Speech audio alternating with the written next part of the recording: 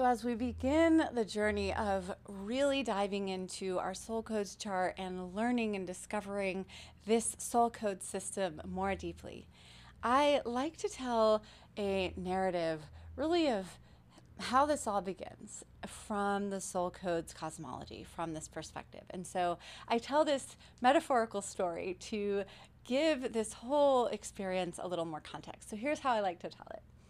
I like to imagine that we are pre-incarnation. We haven't been born yet. And I like to metaphorically imagine that we're all sitting up there on a cloud. And so it's you, it's me, it's, all your best friends, your mom, your dad, if you have siblings, and people who are important in your life, and really just everyone will ever meet. And so we're all sitting up there, and you look over at me and you're like, hey, you think we should go in for another round? And I'm like, sounds pretty good to me. And our best friend over here is like, oh, guys, really? Like, y'all want to do this again? And, the person who would become our mom is like, yeah.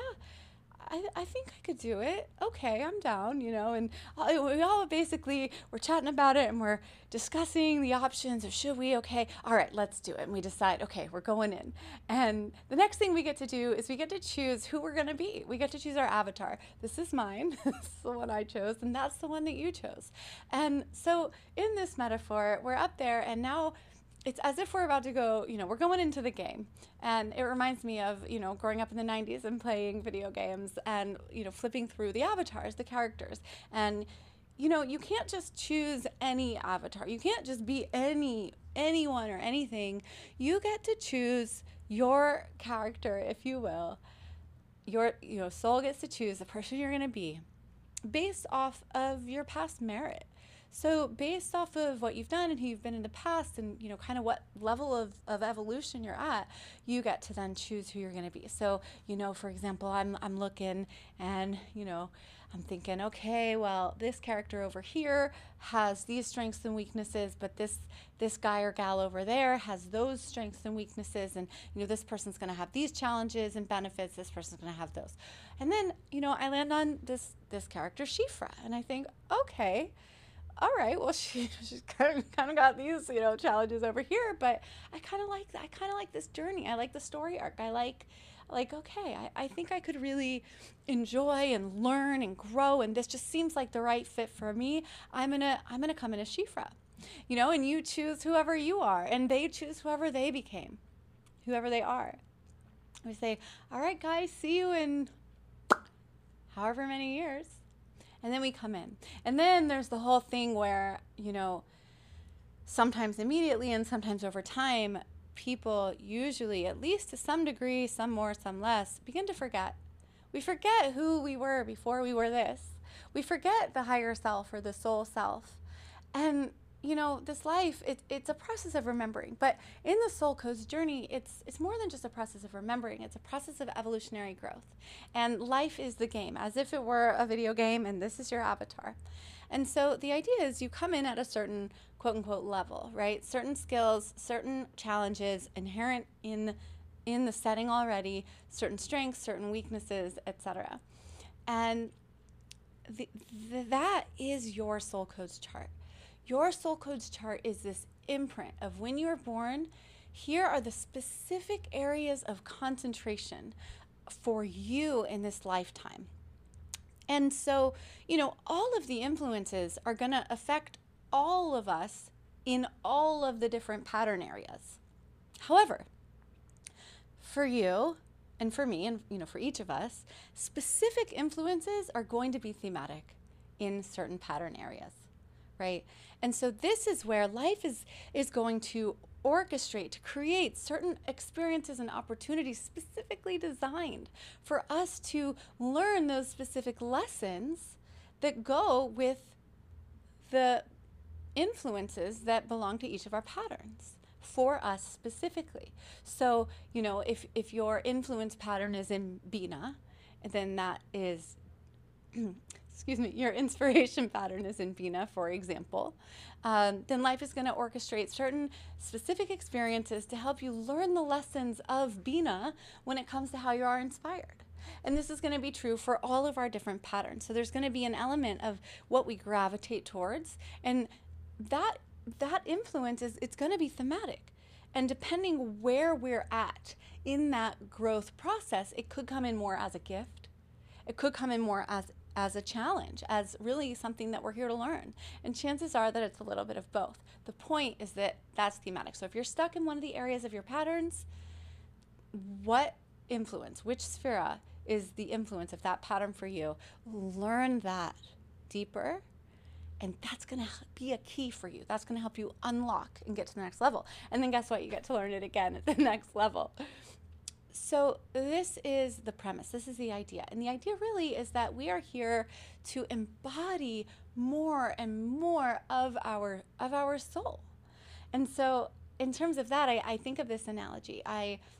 For me, I think of being on road trips in Nevada, Utah, Colorado, and this big scenery. And I see this dark storm cloud in the distance. And, it's this big dark cloud spanning across the sky in the distance. And if you've ever seen that before, you would know that as you look upon this big dark cloud, there's these columns, these rain columns, bop, bop, bop, bop, different columns of rain. Now, if you were there, if you were, however many miles ahead into the landscape where you're under the rain cloud, then you would just simply be in a rainy area, and then a dry area, and then another rainy area, right? But from a distance, it really looks like these distinct columns. So in this way of thinking, and this is my analogy to describe a very Kabbalistic concept, and man, I really am simplifying it for our sake here today, to give over the premise, the overarching idea of it. But when it comes to the soul and incarnation and reincarnation, I have to tell you that it is much more complex. There are many moving parts and complexities, much more so than I feel like in the West we have this idea that there's this little Casper the ghost, that's the soul that just plops into a body, and then I'm covering my face here, that exact soul plops out and then comes over and then plops back in and then comes out and comes back over and plops back in, and maybe you learn some lessons and then maybe you graduate eventually and don't have to come back. I feel like that's a very Western kind of idea. And so this idea, which comes really more from Kabbalistic principles, is far deeper and far more complex. And today I'm really just giving you an intro. So if we look at these rain clouds, in this system, I think of these rain clouds as soul nations, different groupings and nations of souls. And then from there, what that really teaches us is that we're actually all much more connected than we even know. And so as I finish the analogy, I think that will come forward a little bit more. So let's zoom into one rain column. And in this one rain column, it's made up of many streams of rain, many, many, many streams of rain that are making up this rainstorm in that area. From a distance, looks like one column. So if we zoom in, we see now, let's just say 100. Obviously, it's more, 100 streams of rain. Well, each stream of rain, if you will, is making up one soul. And then a single stream of rain is made up of many different raindrops. And that would be one person's soul. So it's like the stream of rain and the raindrops, boom, and it lands in the body. And so what you end up getting is that the body is only embodying a little portion of the soul. So part of this game, if you will, part of this soul code's journey of learning these lessons and growing through these things is actually in an effort to embody more deeply the soul that we actually are, to be more animated in our soul. And you can see it sometimes. And, you might have stronger days or days where you're feeling stronger, more vibrant, days where you're feeling a little bit down. But overarchingly, you can see sometimes in a person that's really bright and embodying more of who they are, and people who are maybe more disconnected, or they're not. And so that is this idea of these little raindrops are the different are the different bits of our soul. And that is the idea of coming into the body. And so these different sparks of the soul then are these little soul sparks. And so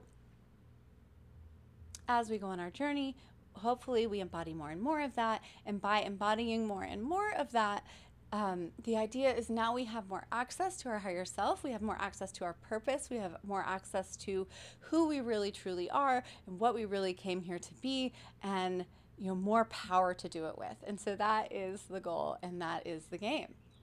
Now, if you look at the rain cloud again, and now think about evaporation, right? So when a person's journey here on this planet is complete, it is as if, in this analogy, as if the raindrops evaporate back up into the cloud. And so we're getting a little bit more into the advanced here, but one way to think about it is that, some of the raindrops in this single stream of rain, some of these raindrops are going to remain with each other and then disperse. Some of them will, they'll disperse in the cloud, but some clumps of them will come back together, and they'll come back together, but not all of them, right? So in the next incarnation, there's still a part of you, that's an essential piece that is you. But in terms of all the bits and pieces that you carry, and this is where we're actually much more connected than we think, all of it evaporates back up into the rain cloud. And I know I'm simplifying it, but this is just for this introductory lesson. It's important to understand how, on the one hand, we're all connected, and how, on the other hand, you're on your growth journey. And each step of the way, you have new lessons and new gifts and new things that you get to play with while you're here. And so that is the introduction of just some context for how to understand the bigger picture of what's going on here and how to really use this system as you dive in deeper.